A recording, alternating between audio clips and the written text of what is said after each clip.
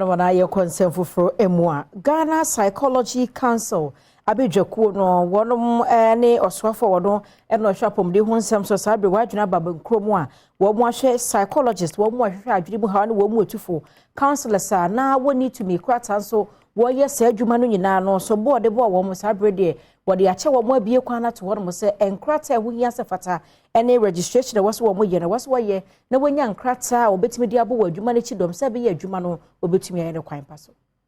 Omo eneda Ghana Psychology Council enya tumi bi efri eye osoafo a ono enehwe apomudin ensem so ede ama wo manfo a womo eye psychologists anase counselors a womo ewo nimdie a womo nya nkyekire a womo enya nkrata no saafo no emfasa akonyen so no mo hwe so mo benya nkrata brofo kasem de ka ne se license adwumakue ede abetudwa se womanfo a yede womo din atudwa yi enhwe se womo betu anamon no mo timi enya sa license bi na boom womo dwumedi a womo edimu no manfo so enya so mfaso adwumedi a wo manfo edi esise ehye emrase a wokọ part 5 Health Professions Regulatory Bodies Act 2013 no eno ene hye sa wo manfo yi se wo se omunya sa enkrata yi no mutimi di woni dwuma